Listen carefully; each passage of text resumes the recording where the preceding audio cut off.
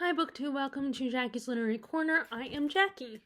So first, before I do my wrap up for November, I don't know if any of you guys, maybe you guys didn't even notice or didn't even care, but I recently, when I was trying to upload a video and using the iMovie editing software to create my title cards for my video, for some reason the video once I did the whole iMovie stuff, it wouldn't upload to, the file would not upload and process into the into whatever into my files, I guess you could say. I don't know all the terms and stuff like that. So now, unless I can figure out what the problem is, and I'm not very tech savvy, the fact that I couldn't think of the words to explain to you, that kind of proves how lacking I am in tech knowledge. I mean, I know enough, and probably know a little bit more than my parents, but so I am back to square one, where I'm back to when I first started filming, which was just not doing anything on my videos, not editing them in any way, and just uploading them to YouTube via my computer. Which, I mean, I didn't do a lot of editing anyway. I just created a title card, and I don't know how to edit my videos via my software. Someone has to go over it with me and explain it, and I have to do it with them for me to understand how it works. I'm just not very good at figuring stuff like that out. So maybe it's not that big of a deal. I just felt like, I should let you know if you noticed that my videos just go straight to the video. But I mean, there are booktubers on here who they don't do any titles or anything, and they might not even edit their videos. Like Steve Donahue, I think he just starts filming and doesn't have like a title card for his videos. And he's great. So maybe you guys don't care if I have a title video or not, but I have gotten better, so and having less pauses and less ums and all that kind of stuff. So anyway, I just wanted to let you know. So now it's time for my wrap up. So I read 7 books, and here are the 7 books I read. I also participate in Nonfiction November, which, I mean, I have been sort of doing the last few years, but I definitely want to do it this year because sadly this will be all it was last year. She's hosting it, and I want to continue to build the habit of reading nonfiction. So I did start the month with finishing up David McCullough's John Adams biography, but I didn't have a lot to read, so I saved that for my October wrap up. So the first book I finished in November that was a nonfiction was this Robin Williams biography by Ziggy Watson. And I was a little disappointed by this. I mean, it covered everything, and it felt like Ziggy Watson was a fan and respected Robin Williams and admired his work and everything and who he was as a person. And the book touched everything from his lonely childhood in Chicago, and my books are falling down. Sorry, but I don't know why. I mean, I know why. It's because books are incredibly slippery. Okay, anyway. Sorry about that. Anyway, and, it talked about, like, his time at Juilliard, his stand-up career, his career in film. It touched on a lot of the ones that I guess Ziggy Watson thought were relevant and was a fan of, like Mork and Mindy, which I myself was able to watch on YouTube, but I don't know if it's there anymore. Aladdin and what happened with Disney was talked about, and Miss Doubtfire, and Good Will Hunting, which is a great movie, by the way. Robin Williams plays a therapist to a janitor who is a genius at math, and was in the foster system and was abused. And it has this really great heartfelt scene. There's a lot of really great heartfelt scenes, like the scene on the bleachers the scene where Robin Williams' character shares a silly thing that his wife used to do. And they have a bit of a heart to heart, and how towards the end of the movie there's a scene where he really comforts Matt Damon's character in a lot. It's a great movie, by the way. Definitely recommend it. Now, I think when, and it talked about Miss Doubtfire, that was kind of probably my first movie that I really saw around how brilliant Robin Williams was. Because, of course, I grew up with Aladdin, but I didn't know who voiced the genie until years later. And, there were so many movies, and see, this is where I get a little disappointed, because not only is it short, which surprised me when I got this as a gift, but I realize there are so many movies that Robin Williams did that I wish the book had covered a lot more of them and talked about a lot more of his, relationships with his co-stars, and got a lot more, because they did talk about his time with Juilliard, and his friendship with Christopher Reeve, and there was even some quotes from Christopher Reeve and how he helped Christopher Reeve after his accident. He made him feel better about his situation, forgot that he was injured, and of course talking about his relationship with Billy Crystal, and so we got a quote from him, and how John Belushi and his death really influenced Robin Williams to stop doing cocaine. When he was doing stand-up, he always felt like he had to be on. And when he was, so he would, do cocaine to keep him wired, keep him energized.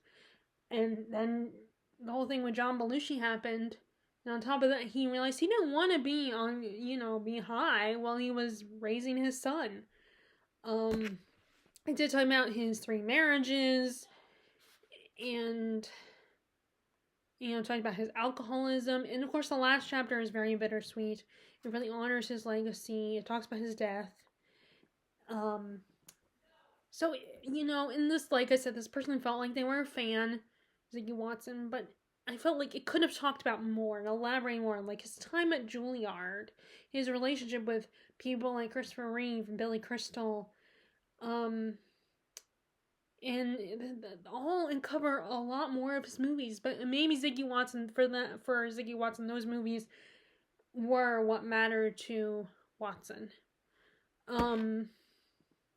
But there's so much more that can put into this book, and they could have got quotes from multiple people, because Robin Williams has touched a lot of lives and has a lot of fans and just loved a lot of his performances. And I wish they had talked about some more of his dramatic roles, because when he was at Juilliard, people didn't take it. His teachers did not take him seriously. And he ends up, and I think he proved them wrong.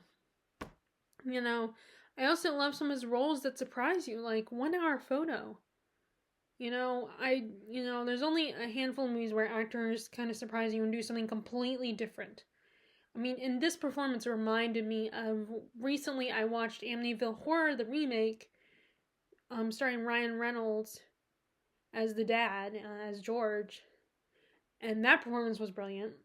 I think, and that was a surprise performance, because that's not the type of character that Ryan Reynolds plays usually. And while it's the same thing with 1 Hour Photo, like in that one, he's this lonely guy who works at a place that's kind of like Walmart, and he's the guy who takes the photos of families and stuff, and he becomes obsessed with this family to the point of stalking them. And it's kind of, and wanting to punish the husband / father, because he does something, I think he ends up doing something that's not right, that's bad. And, and it's such an amazing performance. And he's scary, just as Ryan Reynolds was scary in Amityville Horror. And I think that was around the time he was doing, Whose Line Is Anyway? Because his hair was the same as it was during 1 Hour Photo, the same hair color. He was like bleach blonde in that, and which his time on Whose Line Is Anyway, the 2 episodes he was on that, were really hilarious. And I mean, it's Robin Williams. In fact, he even makes a joke about, about being on that show and being like, hell, I have a career. What am I doing here? But yeah, so he's such a talent. He was such a brilliant man, and it's sad that his passing and everything, but I feel like this book could have covered a lot more than it did. The other thing was that this book needed an editor. Like, there were still mistakes. And I don't know, maybe because this was, I'm assuming this was independently published. Or an early work of Ziggy Watson's, I don't know. But they weren't mistakes that could easily be fixed if it had gone through another editing process. So yeah, that's my two biggest gripes about this. That made me disappointed with this is that I wish there was more in this biography. I mean, when I think of biographies, it's covering a person's life, so I think of something long. I read another book that was considered another biography, an autobiography, and that one was still not super long. It wasn't as dense, like it wasn't as dense as the John Adams biography. But at least this autobiography had covered a lot more than this book does on Robin Williams. Which I recommend you guys watching the Actor Studio interview. I cannot remember the guy who used to host that show, but it is a great interview. Not only does he answer the questions thoughtfully and really dives deep into his career and his life in the interview, but also he does what he does best, puts on a performance and entertains you, makes you laugh. He does such an amazing job, and that all the information that is in this book, you could get in that book. So I definitely recommend watching that interview.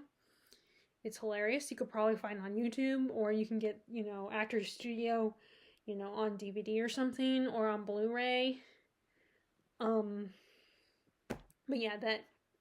But I mean, I appreciate what Ziggy Watson did, that Ziggy Watson wrote this, and I'm sure they are a fan and they respect Robin Williams and wanted to write about Robin Williams. But it's just, there could have been more.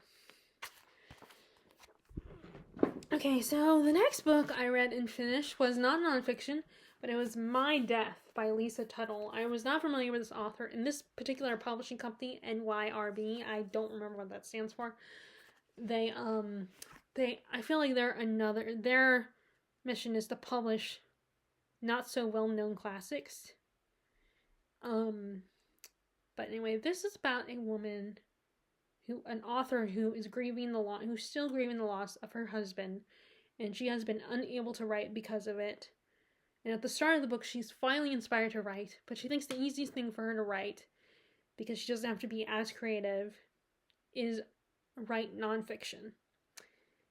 But she doesn't have an idea. So she ends up going to a gallery looking for inspiration and comes across this painting by Helen Ralston, this forgotten woman and this forgotten artist.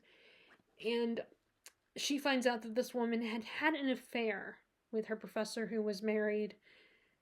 And he was also a writer and an artist himself, like her, like she was trying. And unfortunately, this affair is the only thing she is remembered for. And her relationship with this man who people write about, someone wrote a biography on him, but not on her. So our main character decides to see if she can track her down and track down her work, see if she can still find it, and write a biography about this woman. So this was really good. This deals a lot with grief and women finding themselves again, and the struggles of being a female artist and a female writer, and how women are remembered for their mistakes, but how, like, if the man in that Helen got involved with, he didn't get punished. He didn't receive consequences because he's still well known. He is still, and even the biographer who wrote about the gentleman, he acts like Helen Ralston was a woman throwing herself at a man, and that she was a homewrecker, and that she was desperate and pathetic and everything, and just the way he writes about her, and that, just like our narrator, that made me roll my eyes, and of course, typical, and just, it was so good, and so well written. I wish it had been a little bit longer, but maybe the author, Lisa Tuttle, thought this was, she got her point across, and she got the story she wanted to tell.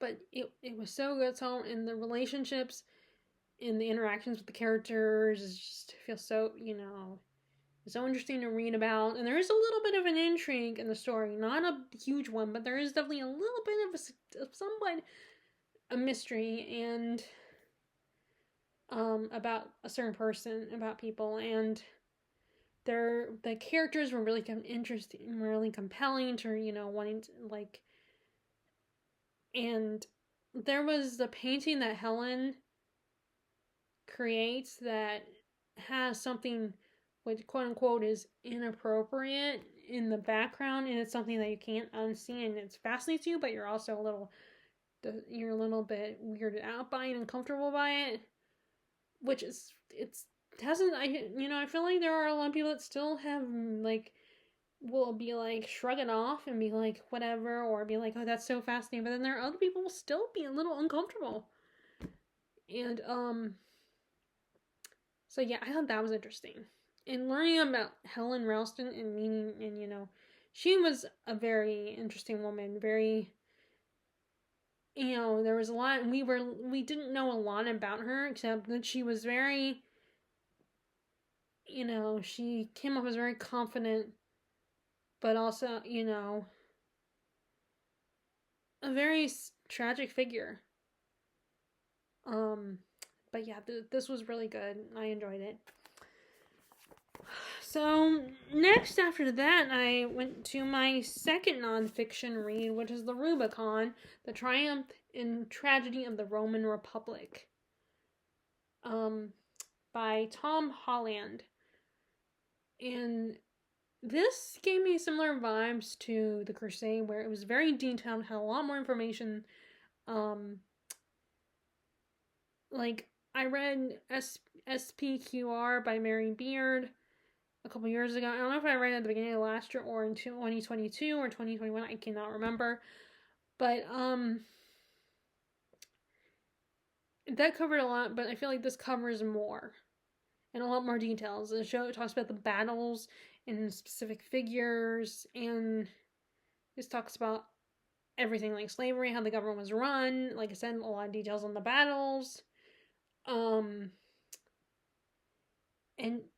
like I said, it was really a lot of good information. But I do feel like I'm kind of more of the person that prefers learning about individuals in history and learning more about, the political maneuverings and the government and stuff.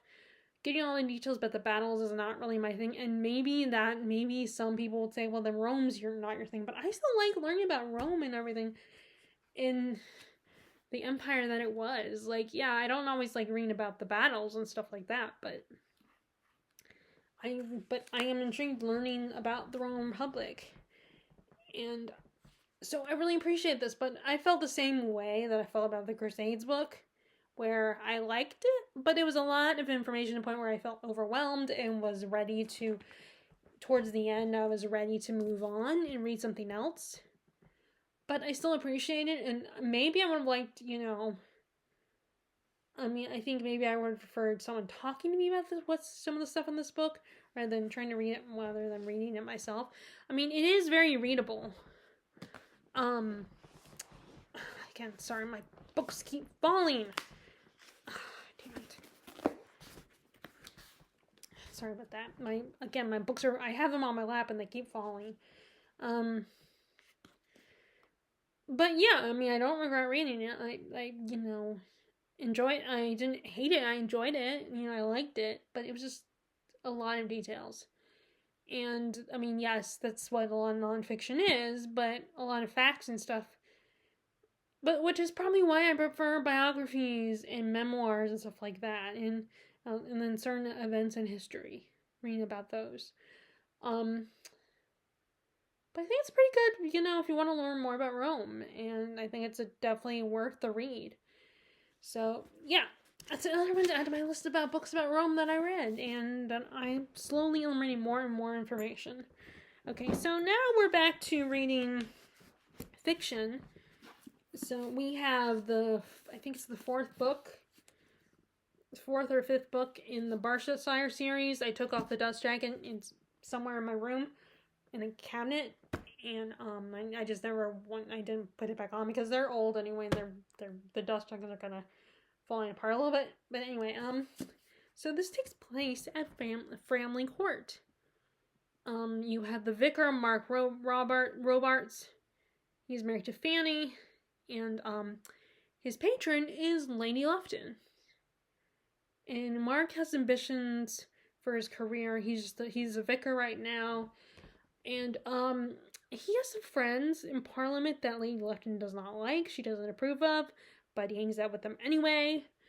And one of his quote unquote friends, Mr. Sowerby, owes money to the Duke of Omnium,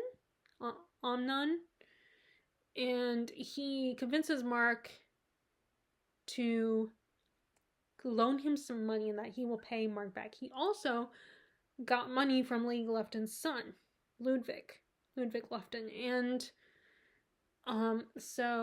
but unfortunately he gets deeper and deeper in debt, and so Mark, who has not told his wife, is not happy, and tries to give him the benefit of Sowerby the benefit of the doubt, but it just doesn't.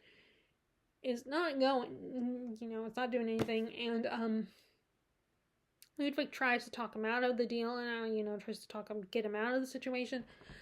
So meanwhile, Mark's father has just died, and he decides to bring Lucy after the funeral. He brings his sister Lucy to live with him and his wife Fanny, and she crosses paths and befriends with Ludwig. And as the two of them get to know each other, they fall in love, and he wants to marry her. But his mother, Lady Lufton, has other plans for Ludwig. She wants him to marry Griselda Grantley, the Archdeacon's daughter. But Ludwig does not like her. He thinks she's boring. He thinks she's too serious. He's completely, however, in love with Lucy, who Lady Lufton doesn't think would fit the role of the role that she will play if she marries him. And Lucy, who is a very shy, very sweet, kind person, not wanting him to have a bad relationship with his mom, refuses to marry him. But she realizes she has fallen in love with him too. So, like all of, Tromp's, like the other books in the Barchester series, this is about church politics in a small community, but this one focuses more on the romance, I think.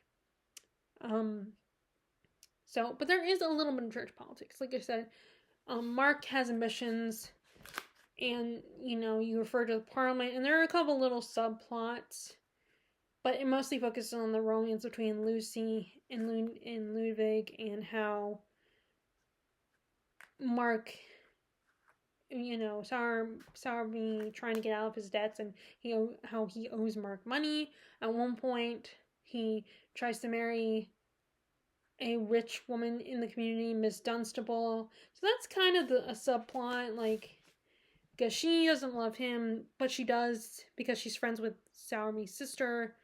She offers to help him get out of it. Tries to help him get out of a situation, his financial situation. But she has a bit of a crush on Dr. Thorne and wants to marry him. And then we also have Ludwig has a rival, not for Lucy, but for Griselda. He doesn't want to marry her, but she's being pushed on him, on Ludwig. Meanwhile, there's Lord Dumbello, who wants to marry Griselda. Although I don't think there's really a romance there. I think he just wants to marry her because she's beautiful and rich and stuff like that. There's also, so anyway, there were a lot of great characters. Trollope creates some very entertaining, fun characters, and as Kaylee from Luminous Libro says that he comes up with some funny names. I feel like now people compare him to Dickens, but I also feel like he has a little bit of Jane Austen vibes. Like there's a big, a small town community and society and critique on society, which a lot of those authors did, but also there's a lot more romance, just like Jane Austen's novels focus on romance. But this one also focuses on church politics, while Jane Austen's novels focus on society and community and in the relationship with people in the community. But again, this one focused a lot more on the romance. Mark was a very frustrating character. He was not a great brother. He was kind of oblivious, inclusive, and a bit naive, and frustrating in his actions and his bad choices and trusting Sowerby. Lady Lufton, I feel like she was not I don't call her villainous. I just call her someone who is practical and thinks that she's always in the right, and is very judgmental with people. But I wouldn't call her like villainy. I just think she's a human being who, makes mistakes. I like how Fanny was a very supportive wife and sister, and she really helped Fanny out in her situation, and she, always tried to do what was best. And she was also loyal to Lady Lufton. But at the same time, when she thought Lady Lufton was in the wrong, she would stand up for her sister-in-law. So a lot of great characters. Sowerby was, I don't think he was villainous. I think he was just a selfish man who had screwed up, who became desperate financially and made mistakes. Now, there were some characters that were put into the background that came from the previous books, like Dr. Grantley and his wife. I cannot remember her name. The warden's daughter. And like a lot of characters, like I said, that were previously mentioned before, are now background characters in this story.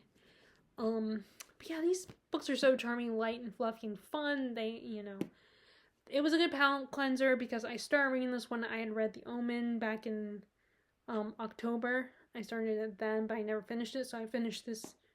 So actually, it wasn't. I remember. Actually, that might have been because this is my second time filming this. I don't remember if that was the video I said when I had started this in September, but I meant October is when I started reading this. So I was reading The Omen at the time, and this was a great palate cleanser for a story like The Omen. But yeah, I enjoyed this. This was really good, and really fun. Like, again, just like a lot of the stories of that time period who were kind of a comedic commentary in society. Okay, so the final nonfiction book that I read was America is in the Heart, Carlos Bulosan. Carlos Bulosan, or I think it's Alos, is what his Filipino name. So this isn't the autobiography I mentioned earlier. Carlos was a poet, but he was also a peasant and the son of a farmer. And this is his story, and how he tried to help his father. He kind of was self-taught. He was unable to go to school. Him and his family were separated. Like, his brothers did their lives, and it was just him and his dad for a while, and his mom had his sisters. And he just had a hard life, and of course, because he was from the peasant class, he was treated like crap by the upper class, and his father could never keep their land. He did not own it, and he never made enough money to keep it. And then we also, and he eventually does go to America, because he's hoping that will be his saving grace, and he will find happiness there. But when he gets there, he's just met with prejudice and hatred, and people calling him racial slurs. He can't keep a job. He keeps getting fired, and he's constantly having to be on the move. And he just kept hoping that things would get better, and they never did. This was a hard read. Just like a lot of those books that deal with immigration and racism and stuff, this was a very hard read, because some of this, almost all the shit that Carlos had to deal with, the way his friends were treated, it was horrible. Like, at one point, one of his friends was tarred and feathered. If you don't know what that is, it's basically when you get poured hot tar all over you, and then you get feathers dumped on you. Which in the John Adams miniseries, based on the David McCullough's biography, was what was the inspiration for the John Adams miniseries. In the beginning in the first episode, there's a scene when a character gets tarred and feathered by the Boston people, because he was just telling what the British government was saying. He was the messenger. That was it. And so it's disgusting, horrible the way they're treated. They think they're sex addicts and just gamblers, but they are forced to live in basically the slums, the poor areas. And what else are they going to do? They're treated like shit by, white Americans and white rich Americans, and it's just disgusting and so hard to read. And I just spent this whole book, being so angry at the way Carlos and his friends are treated. And just, like, he ends up joining at one point, feeling the only way he's going to ever be treated like an equal and treated fair. He becomes a communist. And thinking that's the only way. And, he gets involved in all these groups. And, like, certain scene, and it's just, and he reads so many books about the world around him and understanding things. He is so smart, even though he seems like so smart and such intelligent. And like you said, he wrote poetry. He ends up becoming a poet. And he has a lot of beautiful relationships with a lot of these people that cross paths with, because there are some people who show him kindness. And by the end of it, he never entirely loses hope, because he still has, as the title says, the America that he has in his heart. That's the America he believes in. But yeah, this is so good. I definitely recommend this. I am on a mission to make sure people read more books about the Philippines, whether it's fiction or non-fiction, because I feel like people don't talk about the Philippines as an Asian territory, as people talk about China and Japan and Korea. And I'm not saying that you shouldn't talk about those places, but I feel like, this should be included in that. The Philippines should be included in that. So that was that. And then, now, the last two books I read are fiction, because that was the last non-fiction I read. Although today I did start reading the Jefferson biography. But I only read the introduction. Okay, so then I read The Book of Lost Things by John Connolly, and apparently he's written quite a bit. So this takes place in World War II. Our main character is David. He's this little boy. His mom's passed away from cancer in the beginning of the book. And for a long time, it's just him and his dad, who is a mathematician, a math professor. And one day, his dad meets Rose and falls in love with her. And they end up getting pregnant and get married. But David is not having that. He is not happy with this situation. He didn't want to move, but they had to move. And he just feels like his father has abandoned him, abandoned his mom and her memory. He does not like Rose at all. He just pushes her away, doesn't do anything. Spends most of his time in his new home, up in his room in the attic. It's not a Cinderella situation when he's living in the attic, but he ends up spending most of the time reading the books that were left behind. Now, this was a house that his new stepmom, inherited. So there is a connection, so the books belong to his stepmom's great uncle. He finds out about that later. So this is during World War II. So his dad, because he's a math he is a math professor, gets recruited by the government. So not only has his dad remarried someone, but he is also constantly busy and working all the time. So David doesn't have any time with him. And so David is hurt and angry, and you have Rose is trying to warm up to get David to warm up to her, and she's dealing with her new baby, and his dad is getting frustrated because David and Rose are not getting along, not talking at all, and it's just a really bad situation. Well, David eventually snaps, says some hurtful things to Rose, gets in trouble for it, and gets grounded. So one night he hears his mother calling to him and his mother saying that she's trapped in another world and needs David to save her. And he ends up going to her and finds himself in another world, another magical world. And unfortunately, he realizes he cannot get back. His way is blocked.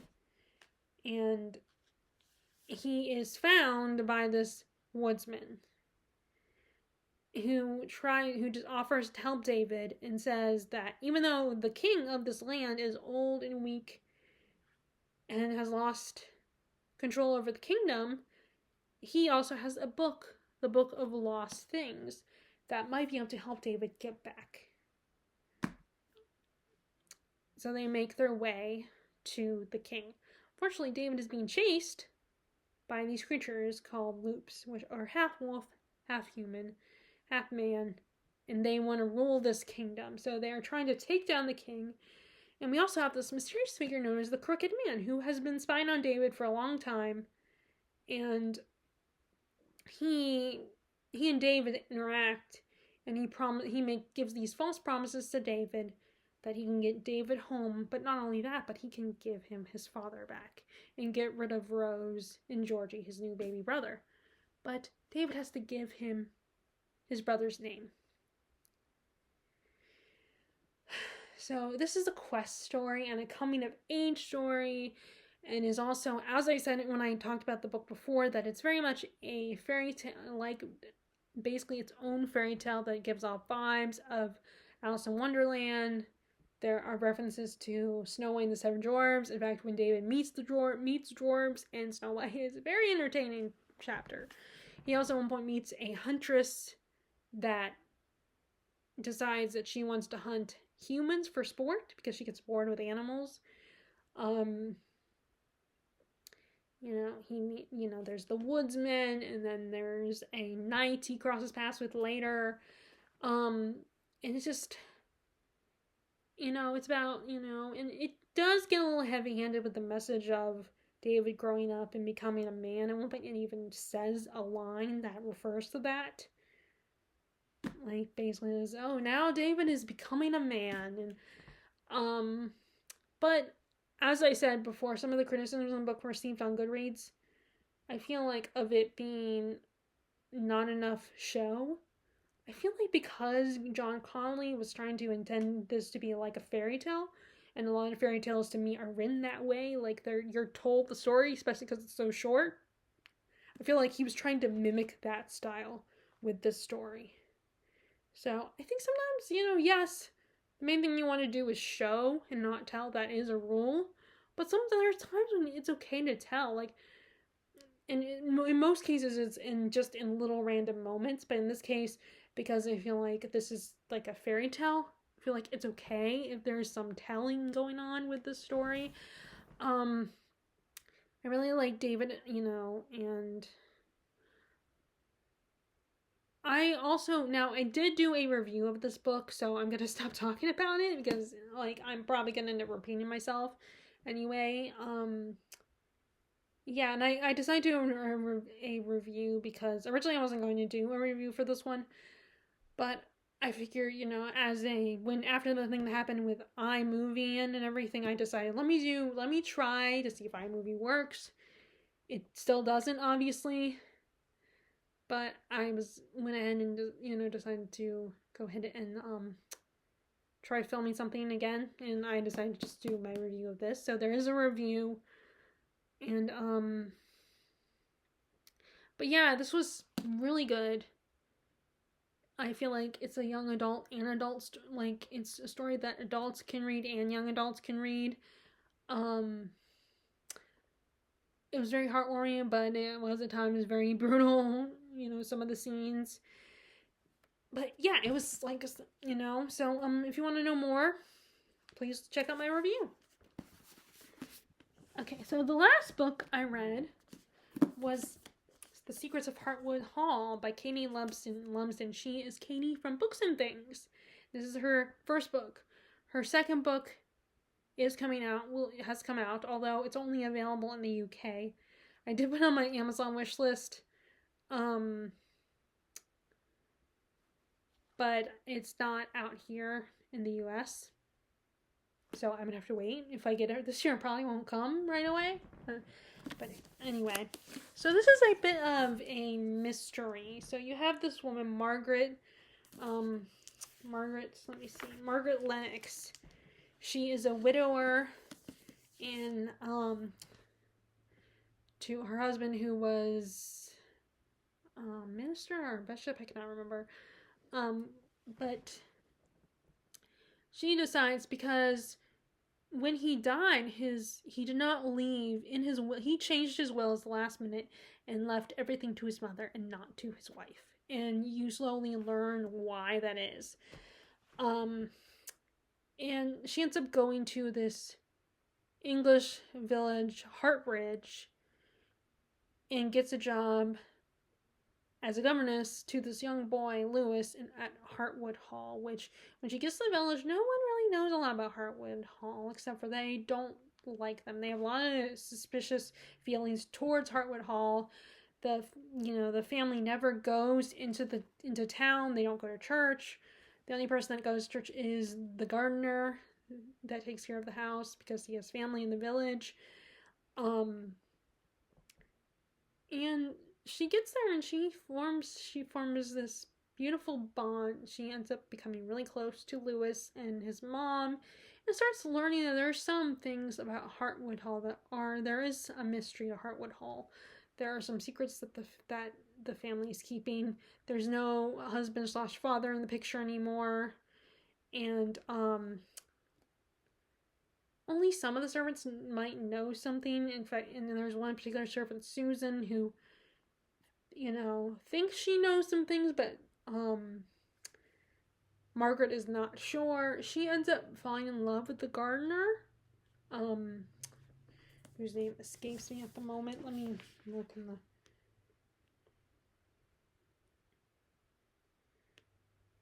Paul, the gardener Paul. She forms a romantic relationship with him.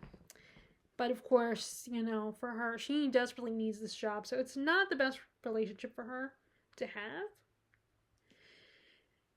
And she starts to slowly starts to try to figure out what is going on. And so I think this definitely gives me Bronte vibes, and I feel like Katie is probably inspired by the Brontes.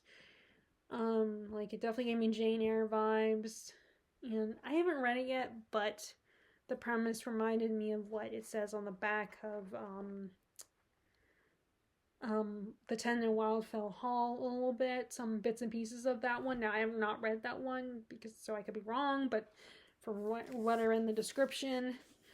And this was really good, very enjoyable, quite a ride. I was definitely very much intrigued and wanting to know what was going on, and it was a little slow in the middle. Like, it felt like we were going through the same pattern, the same stuff over and over again. Like, it but it was still really, but it was really, it was very intriguing, and just the romance was very sweet. And I really enjoyed the relationship that Margaret had with Lewis. That was very endearing, and seeing, of course, her teaching Lewis and everything, those were kind of fun scenes as someone who's a nerd and actually, enjoys learning new things. I mean, I love his excitement about going to church, about learning things, and, how sweet and gentle he is. And like, I like how Katie built up the mystery and, like, hinted at things, but never, obviously didn't tell you everything. And, you know, I did get frustrated with Paul at one point because I felt like he knew some things, but he was, like, kept insisting, oh, these people are great, they're wonderful, there's Heartwood Hall is a beautiful place. And it just, you could just get the vibe that he knew some things and he was trying to convince her, but Margaret just was not having it. It was very, and learning about her relationship with her husband was just very heartbreaking. And I definitely felt for her in this situation with her marriage and everything. And he was one of those self-righteous men. He was like, it's my way or the highway. I don't want you to do things because it's going to make me look bad. Like, there was definitely that mentality, which I think was coming in that a lady couldn't, did not do work type things. Like, she wanted to, because they were not, they didn't have a lot of servants, so she wanted to help out around the house. And she thought she was doing good and everything, but he was like, nope, I'm not having it. He didn't like her taking walks and everything, and he was very controlling. Like, it was like, oh no, you can't do that. A lady that is my wife can't do that. And like, it was all about him. It wasn't about her and her safety or her reputation. It was more about how she made him look. And I just wanted to stack up. Well, I mean, which I'm very glad that he is dead. This is not a spoiler. He is dead. He is gone. And she doesn't have to deal with him. Although there is a little aftermath with that whole situation. Like I said, she does not get anything from her husband. But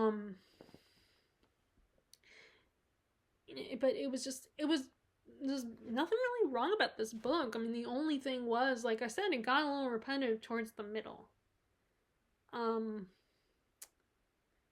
Like, Margaret hears something or sees something strange and would try to tell Paul about it, and he would be dismissive. That she was trying to decide, okay, is there something really going on, or is Paul right and I'm just being paranoid?